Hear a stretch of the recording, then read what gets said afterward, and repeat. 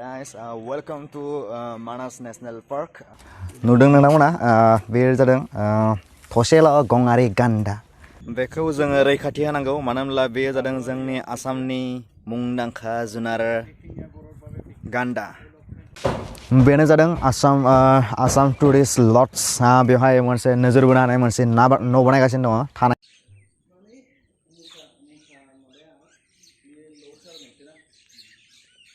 हाय लोगोफोर गिबियावनो नोंथांमोन बयखौ आंनि अबंसा ब्लग चेनेलाव बरायनायजों लोगोसे आंनि गोसो गोरबोनिफ्राय गोजोन हामलायनाय बावहरनाय थाबाय। आङो नैबे समावहाय दङ मानास नेशनेल पार्क। बे जादों मानास नेशनेल पार्कनि मेन गेट। সকলোকে আদৰি জনালোঁ আৰু মই এতিয়া আছোঁ মানাস নেশ্যনেল পাৰ্কৰ মেইন গেট আছে তাতে আছোঁ মই এতিয়া।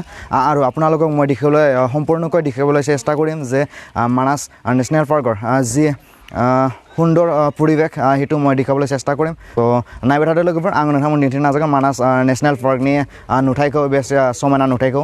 स' नायबाय थादो। नैबे समाव आङो बेवहाय दङ आरो आंजों लोगोसे दङ आंनि सिगांनि ब्लगफोराव नोंथांमोना नुदों जोंहा महिलारि वाइड एंगल चेनेलनि बिगोमा सार बिथाङा आं नैबे समाव दङ आरो आंथ' बे मानास नेशनेल पार्कनि सोमोन्दै मोजाङै मोनथिया बेखायनो आङो जि कमिउनिकेसन आरो बेजों लोगोसे बेनि जि थाथाय बेनि सायाव सार बिथाङा नोंथांमोननो इनफरमेसन मोजाङै फोरमायना होगोन। स' नैबे समावहाय आंजों दङ महिलारि सार बिथाङा आंजों नैबे समाव दङ आरो आङो सार बिथांखौ आंनि अबंसा ब्लग चेनेलाव सिगाङावनो बरायग्रोनाय थाबाय। आंनि मुङा मुनिन्द्र महिलारि। नोंथाङा जानो हागौ आंखौ सिनायखायो, आं महिलारि वाइड एंगलनि बिगोमा। स' अबंसा ब्लगजों आं दिनै मानास नेशनेल पार्कसिम बेरायनो फैदों। माने बिसोरो जोंनि लोगोनि बिनानावनि हाबायाव फैदों। स' जोंनि लकेलिटिखाय आं बिथांमोनखौ मानास नेशनेल पार्कसिम बेरायनो लाबोदों। स' आं डिटेल्सखौ बिथांनि ब्लगनि जोहै बुंनो नागिरदों। बेनो जाहैबाय जों दा दङ मानास नेशनेल पार्कनि पान्चबारि रेन्जआव। बेयो बरपेटा रडनिफ्राय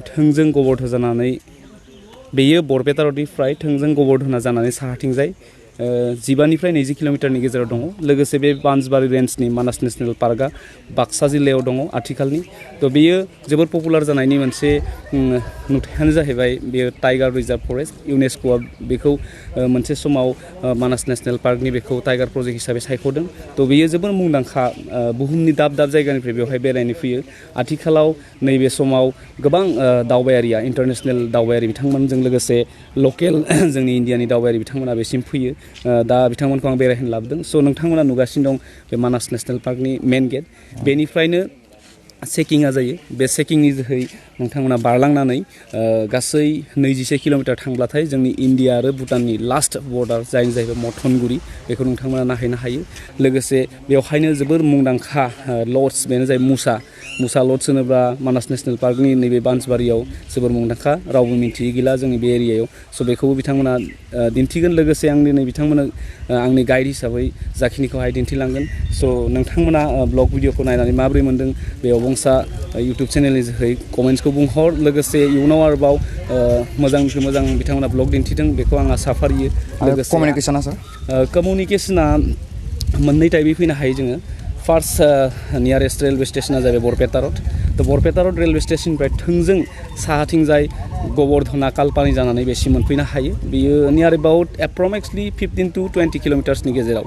लोगोसे आरोबाव जोंनि 33 नं राजा लामा भबानिपुर, बे भबानिपुर सकनिफ्राय नोंथांमोना थोंजों सालबारिनिफ्राय थोंजों सोनाबजों बेसिम मोनफैनो हायो। गासै कमिउनिकेसना बेबायदि मेबि 25 किल'मिटार्सनि गेजेराव जागोन। स' कमिउनिकेसना मोजां आरो नैबे समाव जोबोर समायना बेनि नुथायफ्रा। मानो होनब्ला जोंनि आसाम गभर्नमेन्टनि माखासे नाजानायाव, लोगोसे जोंनि बिटिसि सरकारनि मानगोनां खाम्फा बरगयारिनि नाजानायाव जोंहा दिनै मानासआ जोबोर संरैखा जाबाय। थ' आथिखालाव गोबां जिब जुनारफोरखौ नुनो मोनसै।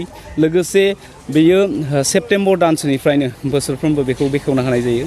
लोगोसे नैबे समाव फेब्रुवारि, मार्च, एप्रिलसिम बेवहाय गोबां बिबांनि दावबायारि बिथांमोना फैयो। जाहोना बेनो, नैबे समाव माखासे हाग्राफोरखौ सावस्रांना होनायनि जाहोनाव बेवहाय गोबां जिब जुनारफोरखौ जों इजि नायनो हायो।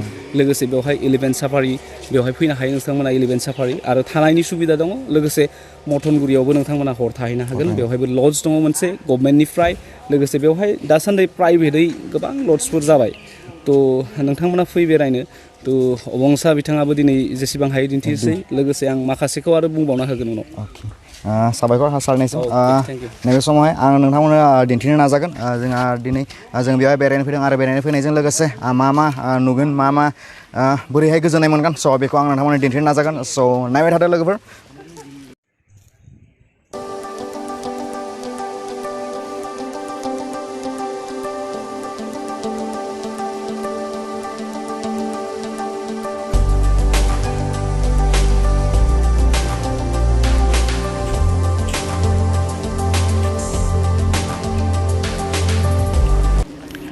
बे जादों सारियालि मोनब्रै आलि एबा बेनि सार्कोल बेजों जादों बे जादों सानजा सानजा ओमफ्राय बेजों जाबाय सोनाब आरो बेजों साहा आरो बेजों खोला स' जोङो खोलानिफ्राय बरपेटा रुट जानानै बेजों फैनानै नैबे जि सार्कोल बे सार्कोलावहाय मोनब्रै लामा दं बेनिनो सानजा फारसे थाङोब्ला जोङो मुसा लड्स मोनगोन बे सानजाहा थाङोब्ला मुसा लड्स आरो बेजों थाङोब्ला मथानगुरि मोनगोन स' पिकनिक स्पटखौ आथिखालाव बेजों खालामनाय जादों नारेंगुरि होननाय बेजों मेन पिकनिक स्पटखौ बेजों खालामनाय जादों बे सार्कोलावहायनो जोङो गिदिंनो हायो बे जादों मेन सार्कोल बेनि उनावहाय गोबां बेजों मुसा लड्स बेजों मथानगुरि आरो बेजों लोगोसे बेथिं नारेंगुरि पिकनिक स्पट स' बेनो आरो बेजों लोगोसे नायलांबाय था नोंथांमोननो दिन्थिगोन Guys, welcome to Manas National Park. गोबां दावराय नुयो नाथाय दायो नुवाखै दिन्थिनो नाजागोन एयार इन्डियानि सिगांनि नाव जुद्ध नांग्रा एन्ड सार माबा माबि नायबाय था जों नायगोन एबारे गान्दा स' लेट्स गो खारनांगौ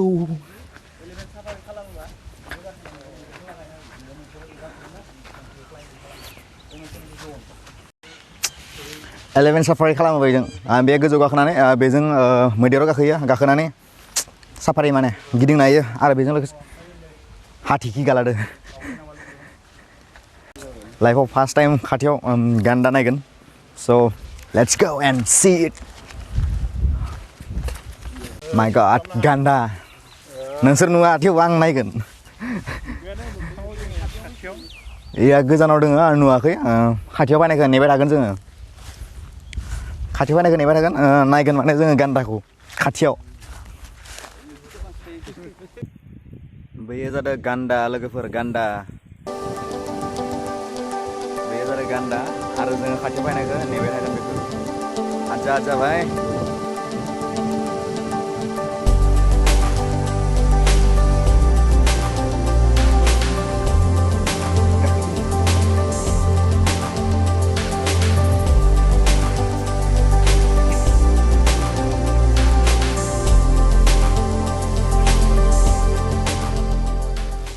गांसो जागासिनो नै गान्दाया लोगोफोर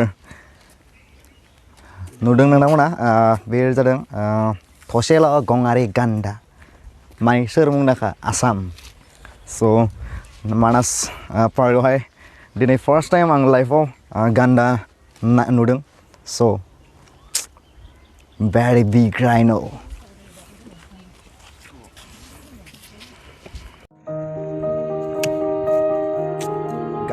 Ganda rhino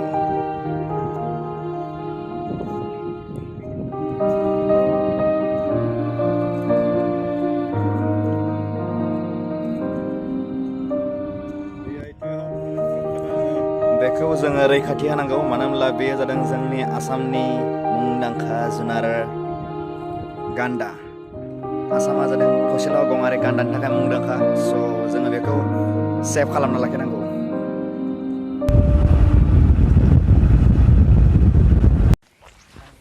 बिदिनो बेराय नैबे समावहाय आं दङ आसाम टुरिस्ट लड्स बेखौ दायो बानायगासिनो दं आरो बेयावहाय मोनसे ओरैबायदि मेहेर गोनां मोनसे जोंनि नोजोर बोनो हानाय मोनसे थाग्रा न' बानायदों लड्सनि थाखाय मोनसे माने नोजोर बोनो हानाय मोनसे न' बानायदों स' आं बेखौ नोंथांमोननो दिन्थिनो नाजादों स' गो आं बैयावहाय बानायगासिनो दङ आरो बेखौ आं नोंथांमोननो सेराव थांनानै दिन्थिनो नाजागोन स' गो बेनो जादों आसाम टुरिस्ट लड्स बेवहाय मोनसे नोजोर बोनो हानाय मोनसे न' बानायगासिनो दङ थानायनि थाखाय बे एक्सुवेलि इन्डियान टेक्न'लजिजों बानायाखै इन्डियान टेक्न'लजिजों बानायाखै करियान बेफोरबायदिनो टेक्न'लजि लानानै बिथांमोना बेखौ बानायदों बेखौ माने ओरैबायदि बानायदों जे बे दंफांनि काट बाथामजों बानायदों स' बेहाय नुदों नोंथांमोना बेयो माने थाखो सोनो हानाय बानायदों बेखौ थाखो थाखोयै सोनो हायो आरो बेजों लोगोसेनो बिथांमोना जोबोद मोजां रोखोमै बेवहाय न' बानायदों आंथ' सानदों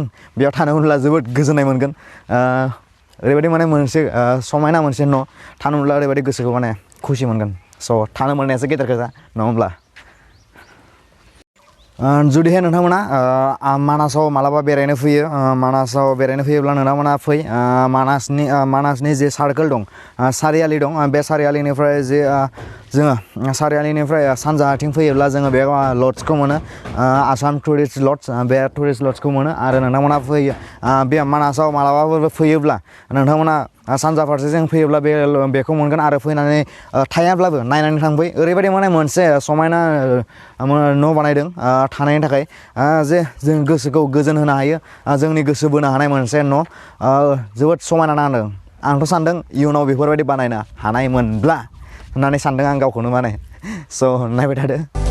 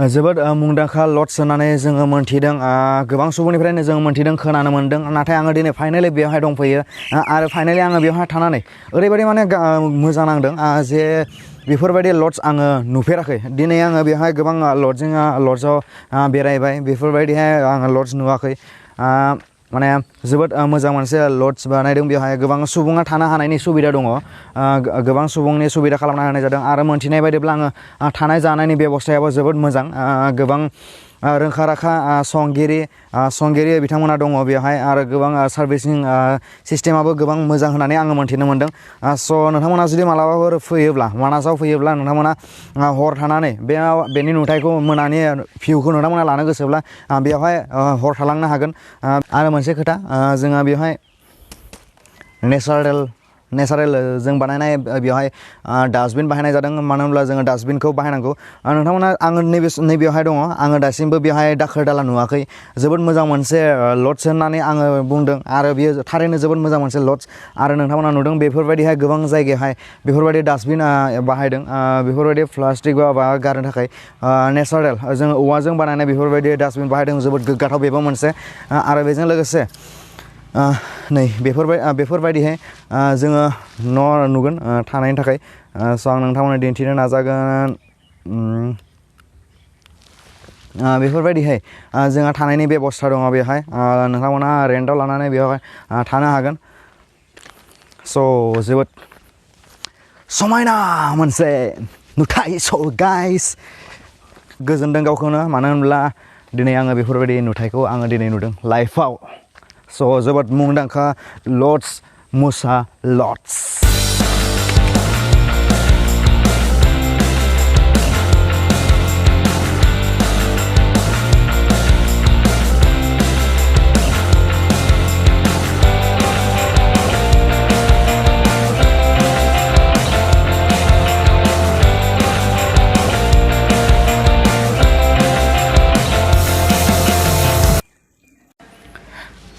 बेखिना नुथायखौ जोङो साननानै नायोब्ला बबेनि होननानै सानगोन जोङो आङो दायो बावैसो जिखौ बेरायनानै फैबाय मसा लड्सनि जि नुथाय जोङो गाहायनिफ्राय दिन्थिदोंमोन आं नोंथांमोननो दायो आङो गोजौ बाहागोनिफ्राय आङो दिन्थिदों जोंहा बेथिंहाय जानाय लोंनायनि जि रेस्टुरेन्ट एबा हटेल दं बे हटेलनिफ्राय गोजौ थाखोनिफ्राय आङो दिन्थिदों बेखौ जोङो थारैनो फरेननि बे माबाफोरबायदि लड्सफोर बा माबाफोरबायदि नुदों धाबाफोर बायदि नुदों स' बेफोरबायदि नङा बे जादों लड्सनि मोनसे जायगा आरो बेयो ओरैबायदि मोनसे समायना नुथाय जोङो गोजौनिफ्राय नायोब्ला ओरैबायदि समायना नाङो जोंनि गोसोखौ बोनो हानाय नुथाय स' जोबोद मोजां स' फैयोब्ला नोंथांमोना बेयाव हाबनानै थांफै मानासाव फैयोब्ला फैनानै हाबनानै थांफै मसा लड्स नोंथांमोना मोनगोन आंनो दिन्थिबाय दिनै आङो बहा बेरायखो दिनैनि फैनायनि टारगेटआ जादोंमोन मानास पार्क आरो मानास पार्कनि गुबुन गुबुन बाहागोआव दिनै बेरायबाय नोंथांमोना दिन्थिबाय मानास पार्कनि बेवहायनो गान्दा दिन्थिबाय बा